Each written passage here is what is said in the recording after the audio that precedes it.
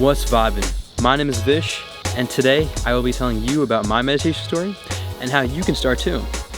So I've been meditating over 2 years, and I started off with Headspace in high school. It was through a YouTuber named Simply Ario, and he was talking about it in one of his vlogs and how it helps him with his mental health. Now in high school, I was really not that stressed, and there wasn't much that I needed to meditate for. And so I did it for a few months, maybe 5 to 10 minutes a day. And after that, I just kind of left it because I didn't need it at the time. Fast forward to college. So freshman year starts, I'm studying computer science at UT, and it's a lot. Time management wasn't the best, discipline wasn't the best, all very important tools to succeed in college. Since I wasn't doing that, eventually I became super overwhelmed, super anxious, super stressed, and I didn't really feel the effects initially. It was the summer after freshman year where it first hit me, and it was anxiety. Big anxiety, severe anxiety. I'll get into that more in another video. And long story short, I needed help. I was at a really low point, and I wasn't sure what to do. I began eating healthier, working out more, sleeping better, all which helped. However, the biggest X factor was the meditation. I got into the meditation through my mom. She was really kind enough to showcase some chanting meditation, so started doing that for a couple minutes a day, and eventually worked my way up to doing almost 5 to 10 minutes a day, which was really nice. And I got back into Headspace, which was super great.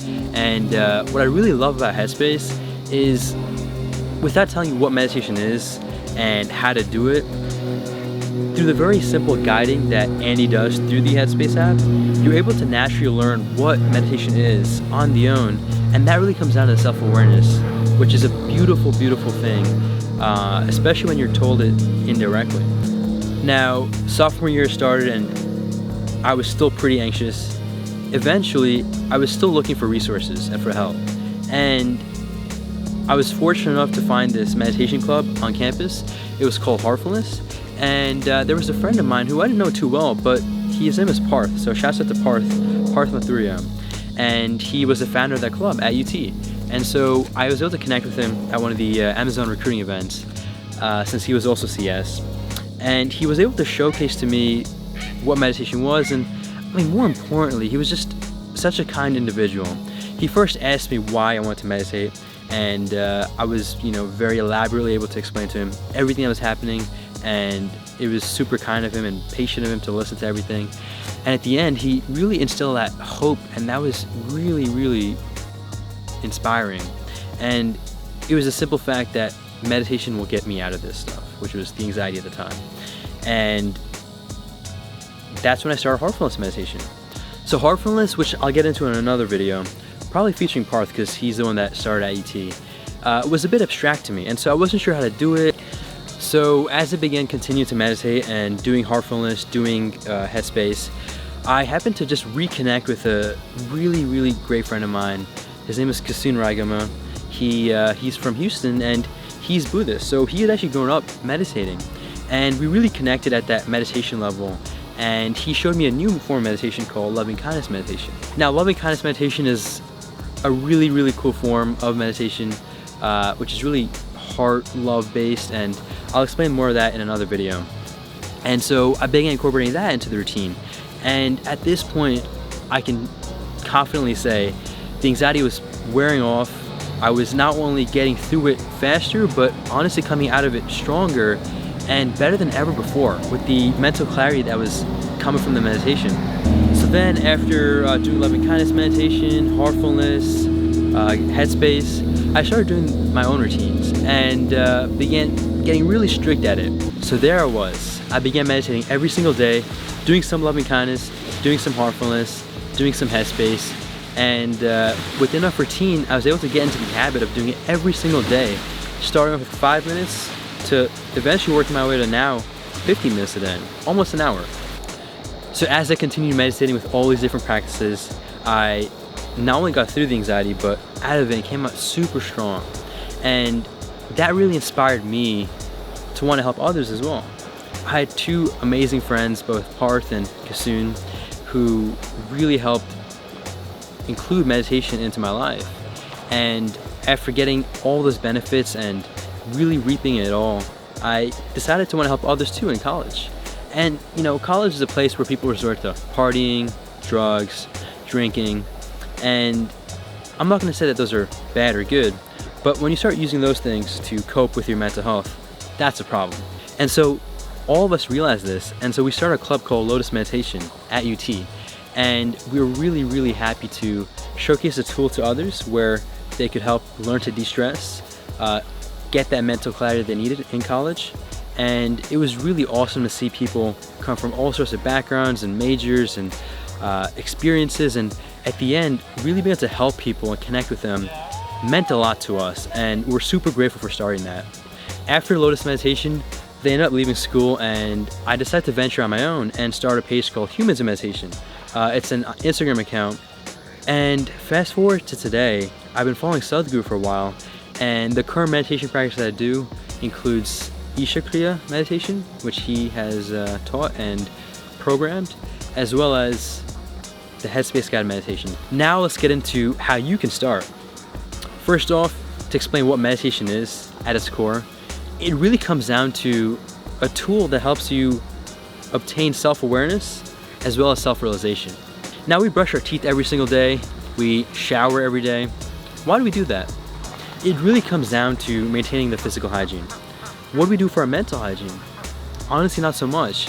And so meditation is a tool that really will help you with that. So how do I start? From the experience that I've had, I would highly recommend guided meditation apps, whether it's Headspace or Calm. I even have a guided meditation video on the VishVibez channel, which I'd love for you to check out. So a common question that I get asked all the time is, when do I do it? It really comes down to what works best for you. And so whether the mornings are free, the evenings are free, the nights are free, whatever works best in your schedule and you can keep consistent is what I recommend. Just like working out, you can't expect to get a six-pack or get big muscles if you were to work out once a week or once a month. And it really comes down to the same practice and principle in meditation. I personally would recommend doing it in the morning. The best routine habits I've developed over time is starting a habit before something is already a habit. Essentially, what that means is I eat every single day and I meditate before I eat. So I don't let myself eat till I meditate. Now I have to eat, and that's a habit that's already formed. So by doing it before I eat, I'm forced to develop that habit, and now, like I said, I've been meditating for over 2 years and I'm really proud of that. Another question I get asked all the time is, where do I do it? Once you begin meditating for long periods of time, you can honestly meditate anywhere, any place, anytime. However, initially I would recommend a quieter place, so a place that isn't too noisy, you won't get distracted.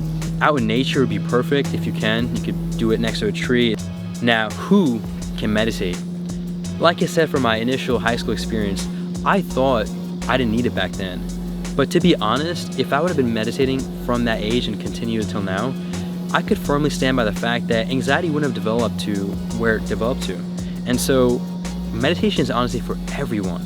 Whether you're already chill and calm and happy, or you're super stressed and depressed, it's meant for everyone. It'll help you in those moments of stress and sadness get out of it, and for those who are happy and jolly, it'll help them stay in that state. And so that's super important to emphasize. It's really meant for anyone, any age. Now, why should I meditate? Like I said earlier, we really want to maintain the mental hygiene, and in this current climate that we're in with the COVID pandemic, there's also a mental health pandemic happening. And people might think that they will never get affected by mental health. I can firmly stand by that and say that that's not the case, because I had no family experience of mental health. Grew up with, honestly, a very blessing and comfortable lifestyle and childhood. And I was very, oblivious to mental health. Didn't think it would ever happen to me. And like I said, it can happen to anyone, any age, anytime. Now that we've covered all of what the meditation is and why you should do it and how to do it, hope you enjoyed this video, and there will be more videos coming in about meditation, the spirituality, fitness, and all sorts of things. So let me know in the comments down below what else you want to know, and if you have any questions from today's video. Appreciate that, and take it joyfully. Let's make it a great day.